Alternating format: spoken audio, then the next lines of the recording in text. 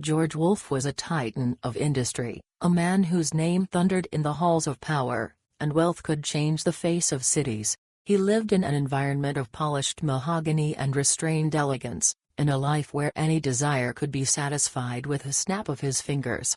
However, beneath the mask of power, there was a deep loneliness. He longed for connections that were not based on his wealth or influence, a real heart that beat next to his own.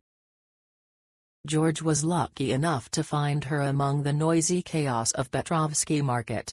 Julia was a flower seller, her hands were constantly stained with dirt, and her face was constantly illuminated by a radiant, albeit somewhat tired smile.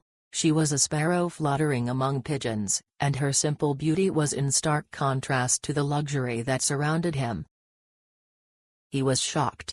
That day, George bought all the flowers at her kiosk, engaging her in conversation, charmed by her sharp mind and unwavering spirit. He learned about her difficulties, about her dreams of a better life for her sick grandmother, about her calm resilience in the face of adversity. He saw in her purity, strength, untainted by the cynicism that hardened his own heart. He began courting her, but not with lavish gifts or ostentatious displays of wealth, but with genuine interest and sincere gestures. He brought her grandmother homemade soup, fixed the leaky roof in their small apartment, and just listened to her stories. Julia, who was initially afraid of his intentions, found herself attracted to his kindness and surprisingly gentle nature. She saw behind the layers of wealth and power a man who seemed to genuinely care about her. Contrary to the advice of his inner circle, George offered Julia a life of unimaginable comfort. He moved her and her grandmother to a beautiful apartment with a view of the city, surrounding them with all imaginable amenities. He enrolled Julia in art classes, encouraging her innate talent. He wanted to give her the whole world, to protect her from the difficulties she had to go through. And for a while it was an idyll.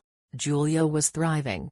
She blossomed in her new surroundings, showing extraordinary artistic talent. She loved George, or at least she thought she did. She appreciated his generosity, unwavering support, and the security he provided. She was grateful to him for the life he had given her.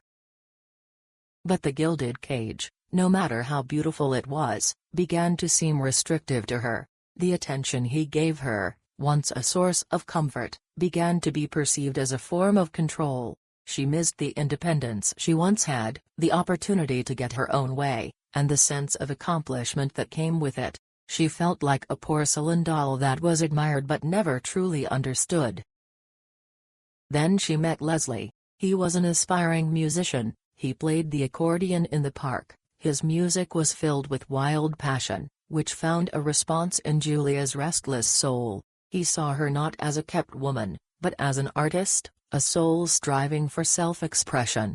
He wasn't offering her safety or comfort, but he was offering her something much more dangerous, understanding. Julia succumbed to the temptation of the forbidden. Her ego, which craved recognition rather than gratitude, craved admiration from those who saw her as her own virtues rather than the life George had provided. She found herself attracted to Leslie's poverty, his struggles in stark contrast to George's easy circumstances.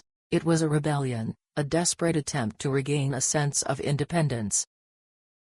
The novel was short, stormy, and ultimately devastating. George, a man accustomed to controlling everything, found out about the betrayal through a chance meeting. The pain in his eyes was a real blow to Julia. He gave her everything, and she repaid him with deception. The collision was fast and brutal. George, heartbroken and furious, did not rage or scream. He just stared at her, his face a mask of deep disappointment. "I was trying to make your life better," he said, lowering his voice almost to a whisper, "but I forgot that some birds are not designed to be kept in cages." He let her go, leaving her wearing only her clothes. He did not deprive her of the life he had given her grandmother, but severed all ties with Julia. She returned to her old life, humiliated and ashamed. Art classes, a beautiful apartment, and security were gone. She found Leslie, but the magic was gone. The passion that had once burned so brightly was now faintly flickering, extinguished by the harsh reality of their circumstances.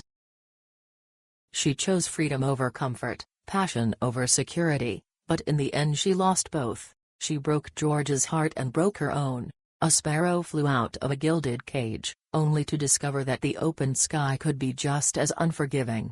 The story ends with her working at the market again, selling flowers, the ghost of the woman George loved forever haunting her because of the choices she made, a harsh reminder that sometimes the greatest treasures are not material goods, but the bonds of trust and the integrity of the human heart. Subscribe to see more stories.